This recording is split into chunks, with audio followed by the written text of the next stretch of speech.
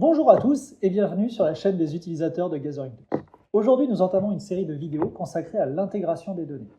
Comme vous le savez, Gathering Tools est un outil de collecte de données et les données collectées sont stockées dans une base. Mais comment fonctionne ce stockage? Quels sont les différents modes d'intégration disponibles et surtout, comment choisir le mode d'intégration le plus adapté? Je vous dis tout après le générique. En attendant, pour être sûr de ne rien rater à nos vidéos, n'oubliez pas de vous abonner et pensez bien à cocher les notifications.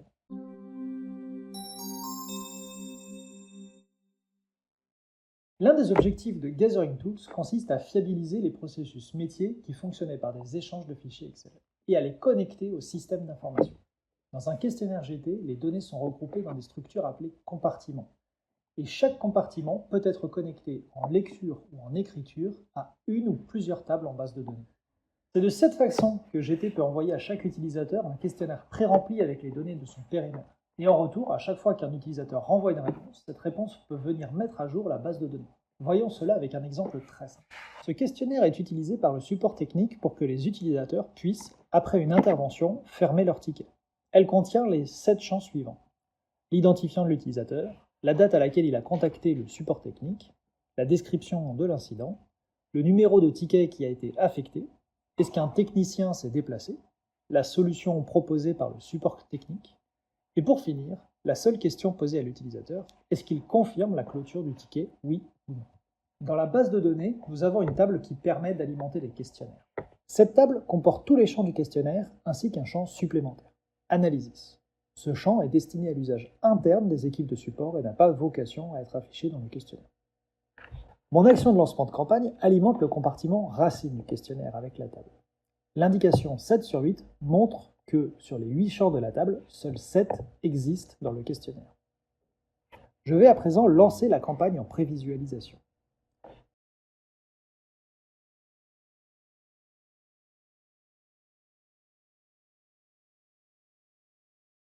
Et je constate que chaque questionnaire contient bien les données du ticket de l'utilisateur affecté.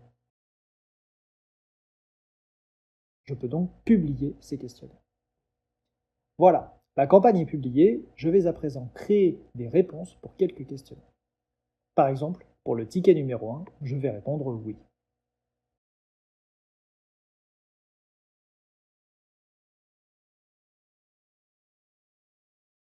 Et pour le ticket numéro 2, je vais répondre non.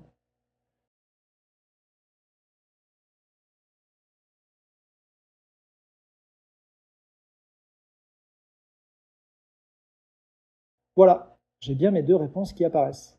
Maintenant que j'ai des réponses, je veux les stocker en base de données. Si je regarde mon questionnaire, quels sont les champs qui sont strictement nécessaires? Le numéro de ticket et le choix de l'utilisateur. Et ça suffit. Tous les autres champs étant disponibles dans la base, je pourrai les retrouver avec une jointure.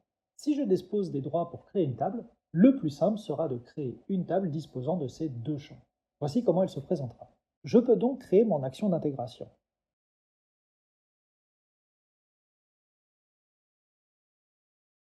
Je vais dans l'onglet Données, je laisse tout par défaut et je sélectionne simplement la table que je viens de créer.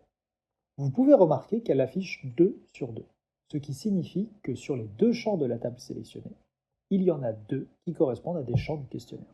Autrement dit, tous les champs de la table seront alimentés. Je n'ai aucun autre paramètre à modifier. Je peux donc cliquer sur OK et exécuter l'action. Une fois l'action exécutée, je vais donc retourner voir les données de la table. Et je retrouve bien mes deux réponses. Le ticket numéro 1 pour lequel l'utilisateur a répondu oui, et le ticket numéro 2 pour lequel il a répondu non. Tout est donc parfait, mes données sont stockées dans la table que j'ai créée, et seuls les deux champs nécessaires sont effectivement présents. Mais que se passerait-il si, au lieu de créer une table spécifiquement adaptée aux champs que je souhaite intégrer, je voulais plutôt mettre à jour une table existante? Une table qui contiendrait bien les champs de mon questionnaire, mais qui en contiendrait d'autres également. Par exemple, supposons que je veuille mettre à jour la table que j'ai utilisée pour pré-remplir les questionnaires. Après tout, elle contient tous les champs de mon questionnaire. Faisons le test. Je vais donc créer une nouvelle action d'intégration. Mais cette fois-ci, je précise que les données devront être stockées dans la table contenant tous les tickets.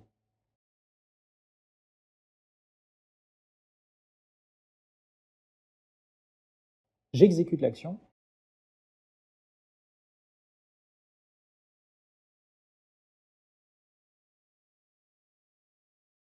et je remarque aussitôt quelque chose de bizarre. Pour les deux lignes correspondant aux réponses, le champ Analysis est vide. Que s'est-il passé? Pour le comprendre, il faut savoir comment fonctionne l'intégration dans GD. Par défaut, lorsque vous créez une action d'intégration, le mode sélectionné est pivot. Et c'est bien ce que nous avons ici. Or, comme cela est spécifié dans notre base de connaissances, l'intégration par pivot fonctionne de la manière suivante. Chaque enregistrement dans la table qui doit être mis à jour par les réponses est supprimé, puis réécrit par les réponses du questionnaire. C'est bien ce qui pose problème ici.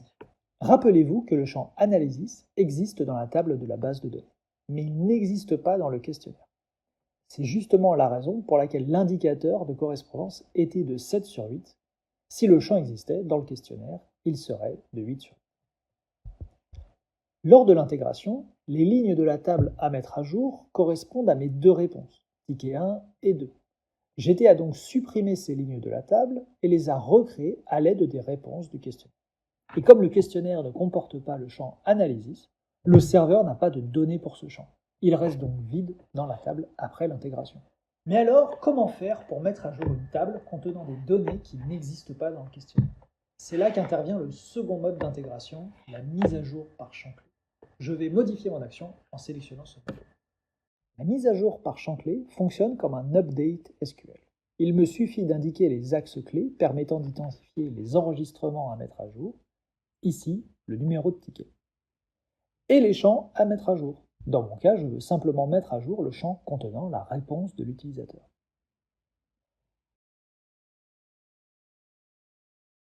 Je valide mon action et je vais réinitialiser ma table.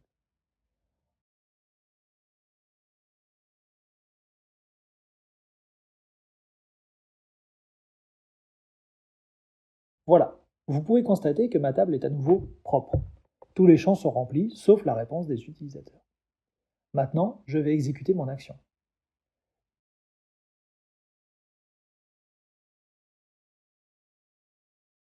Et voilà, nous allons voir les données. Comme vous pouvez le constater, les deux réponses que j'ai reçues ont bien mis à jour la table. J'ai bien les réponses et le champ Analysis n'a pas été supprimé. En résumé, le mode d'intégration par défaut est l'intégration par pivot. Dans ce mode, les enregistrements à mettre à jour sont supprimés et recréés à l'aide des réponses. L'avantage de ce mode, c'est qu'il est très rapide. L'inconvénient, c'est qu'il est limité aux champs qui existent dans le questionnaire. Le mode d'intégration par champ clé, lui, permet de mettre à jour des champs spécifiques, sans avoir à effacer ces enregistrements. C'est moins rapide à l'exécution, mais cela permet de gérer les champs qui n'existeraient pas dans le questionnaire. À présent, je vais vous donner un conseil important, plus qu'un conseil même, un gros avertissement. Nous avons vu que lorsque vous créez une action d'intégration, le mode d'intégration par défaut est pivot. Et comment est-il paramétré? Eh bien, si je clique sur pivot, je peux voir que par défaut, l'intégration utilise les axes de dernière réponse pour identifier les enregistrements qui doivent être mis à jour. Mon conseil, c'est de ne jamais utiliser ce paramètre. Pourquoi? Eh bien, tout d'abord parce que lorsque vous consultez les paramètres de l'action d'intégration, vous n'avez aucune idée de ce que sont ces axes de dernière réponse. Techniquement, les axes de dernière réponse sont l'ensemble des axes de diffusion et axes de validation de la campagne de collecte. Autrement dit, pour savoir ce que sont ces axes de dernière réponse, il faut aller regarder les paramètres de l'action de lancement. Allons voir de quoi il s'agit.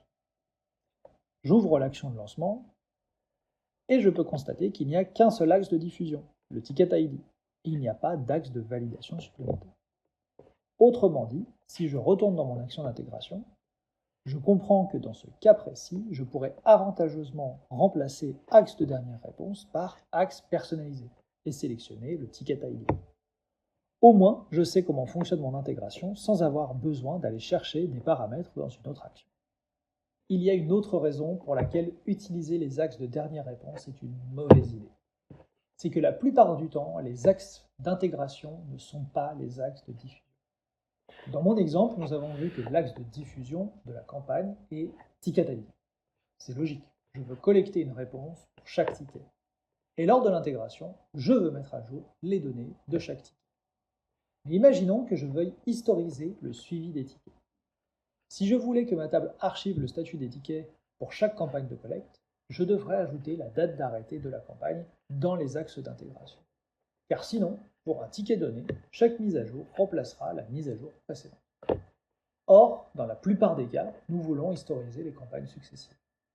Donc pour toutes ces raisons, mon avis d'expert est de ne jamais utiliser le paramètre axe de dernière réponse et de toujours spécifier les axes d'intégration dont vous avez besoin. Par ailleurs, sachez qu'il existe également des modes d'intégration avancés qui feront l'objet d'une autre vidéo. Et si vous voulez d'ores et déjà tout savoir sur les modes d'intégration dans RGT, je vous invite à vous reporter à notre base de connaissances. Je vous mets les liens dans la description. J'espère que cette vidéo vous a plu, j'espère qu'elle vous permettra de choisir avec soin le mode d'intégration le plus approprié pour votre contexte. Et n'hésitez pas à mettre des commentaires ou à nous poser des questions. Quant à moi, je vous retrouve bientôt pour un nouvel avis d'expert.